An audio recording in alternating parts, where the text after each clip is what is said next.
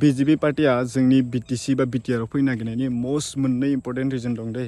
मोनसे जाबाय गावनि CM सिटखौ रैखा होनो थाखाय आरो मोनसेया जाबाय जोंनि BTCखौ धंस खालामनो थाखाय। डक्टर हिमन्त बिश्व शर्माया नुहुरबाय दायो स्टेट इलेक्शन बा MLA इलेक्शना फैगासिनो दं। बेवहाय आपार आसामाव कंग्रेस पार्टिया गोख्रों जाना दं। बेवहाय बियो सिट देरहानो हानाया गोब्राब माने। आरो देग्लाय मुस्लिमफोराबो सोब एगेन्स्ट जाजोबखाबाय, मुस्लिमफोरनिबो भट मोनखाला। बिनि थाखाय बिनि नोजोरा जोंनि BTCआव गोलैबाय। दा जायखिजाया जोंनि BTCखौ देरहानाया बिनि थाखाय गोनांथार गावनि सिटखौ रैखा होनो थाखाय। दा बेनि थाखायनो गुबुन पलिटिकेल पार्टिफोरजों रावजोंबो एगेन्स्ट नङा होननानै गोदै गोदै बुंथिना जोंनि BTRआव हाबनानै BTCआव हाबनानै भट बिदों। एगेन्स्ट होनना बुंनाय लोगो लोगोनो गुबुन पलिटिकेल पार्टिफोरा जेरै UPPL बा BPFनि लिडारफोरा बिसोरनि गाज्रि साननाय हनायखौ रायजोफोरनो फोसावनानै भट बिगौमोन, बेखौबो बिसोर सानहरदों। बे जाबाय फार्स्ट रिजन। सेकेन्ड रिजना जाहैबाय बेखौ गासैबो मोजां बुजिनांगोन दै।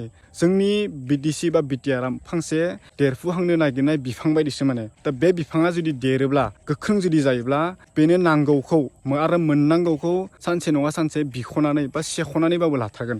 बेखौ बिसोर नुहुरदों। आरो बे बिफाङा हारों खुरनानै देरनानै जुदि गोख्रों जुदि जायोब्ला सानसेबाबो आसामनिफ्राय गावस्रागोन। बेखौ बिसोर नुहुरदों आरो गिखोमादों सिं सिं।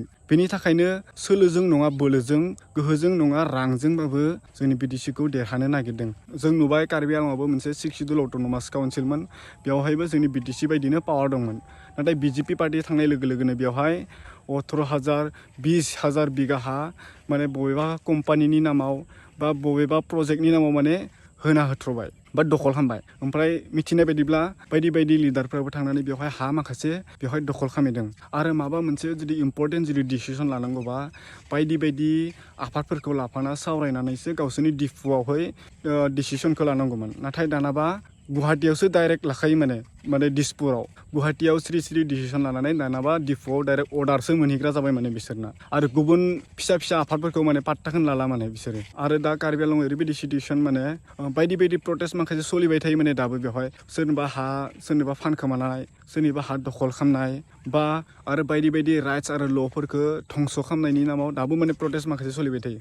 दा नों नाय मैया दाख्लै BJP पार्टिनि लिडारफ्रा जोंनि BTCआव हाबनानै माबायदि गिथावना बाथ्रा बुंलांदों। डाइरेक्ट जोंनि हारिनि पावार, प्रटेक्सन आरो राइटफोरखौ बोखारनायनिसो बाथ्रा बुंखादों माने। बिसोरबायदि मानसिया जुदि जोंनि BTCआव जुदि पावाराव फैयोब्ला सानना नाय बिसोर सिं सिं माबायदि खामानि मावगोन। जों जेबो सानख'ना मोननाय नङा, जों हमदांनानो मोननाय नङा माने बिसोर ओरैबायदि खामानि मावलांगोन। बेखायनो जों सांग्रां जानायनि समा फैबाय। दा जुदि जों सांग्रां जानानै बैफोर राइट आरो प्रटेक्सनखौ जुदि जों दानो रैखा खालामाबा नेक्स्ट 100 इयार्सआवबो जों बैफोरखौ माने मोनफाफिननाय नङा माने। आरो दा ओरैबायदि सम जाबाय जोंनि हारिखौ जों रैखा होनोब्ला जों प्रटेस्टजों नंला, जों दावहा नांनानै नंला। दा जों हारिखौ रैखा होनोबा माने भटजोंसो